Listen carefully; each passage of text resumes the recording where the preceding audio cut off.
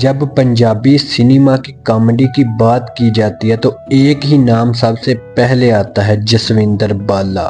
وہ نہ صرف ایک شاندار اداکار اور مزاحیہ فنکار تھے بلکہ ایک استاد، ایک باپ اور لاکھوں دلوں کی دھڑکن تھے۔ ان کی پہچان ان کے منفرد کردار، بے ساختہ مزاج اور وکیل ڈیلو جیسے رول نے ہمیشہ کے لیے امر کر دی۔ میں ہوں رحمان انور اور آپ دیکھ رہے ہیں بصرہ ٹاکز۔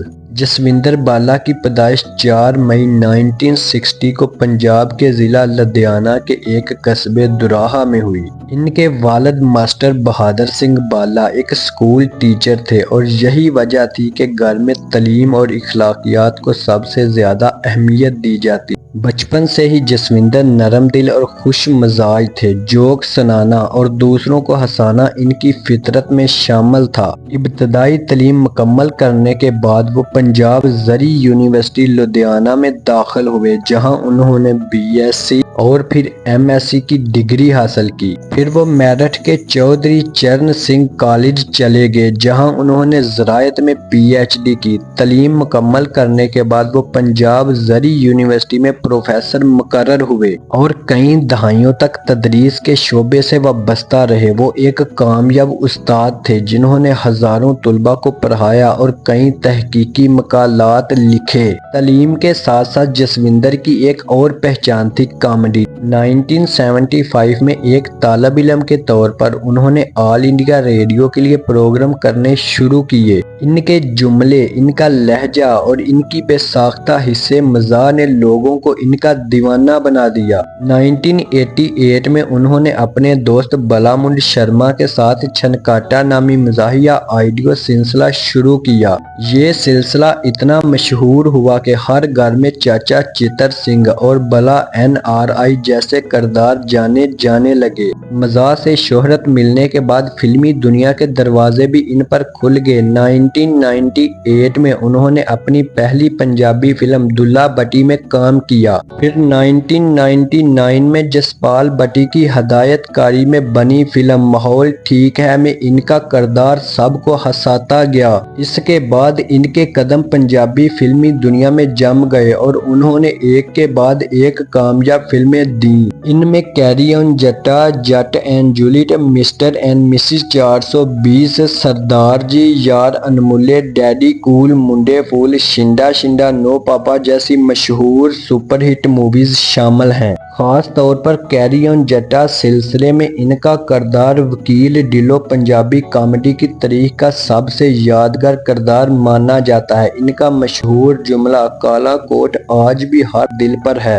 جسوندر بالا کا انداز منفرد تھا۔ وہ صرف مزاحیہ فنکار نہیں تھے بلکہ اپنی اداکاری کے ذریعے معاشرتی مسائل پر طنز بھی کرتے تھے۔ ان کے جملے صرف ہنساتے نہیں تھے بلکہ سوچنے پر مجبور بھی کرتے تھے، اسی لیے انہیں صرف ایک مزاحیہ اداکار نہیں بلکہ ایک سماجی مبصر بھی کہا جا سکتا ہے۔ جسوندر بالا کی ذاتی زندگی بھی نہایت پرسکون تھی۔ ان کی اہلیہ پرم دیپ بالا فن اور ثقافت سے وابستہ تھی۔ ان کے بیٹے پکھراج بالا بھی ایک کامیاب اداکار اور گلوکار ہیں جنہوں نے یار جگری کسوٹی ڈگری جیسی ویب سیریز سے شہرت حاصل کی۔ ان کی بیٹی اشپریت شادی کے بعد ناروے میں رہائش پذیر ہیں۔ جسوندر بالا صرف بھارت تک محدود نہیں تھے، انہوں نے کینیڈا، امریکہ اور آسٹریلیا میں بھی براہ راست مزاحیہ شو کیے، جہاں پنجابی کمیونٹی نے انہیں بھرپور پیار دیا۔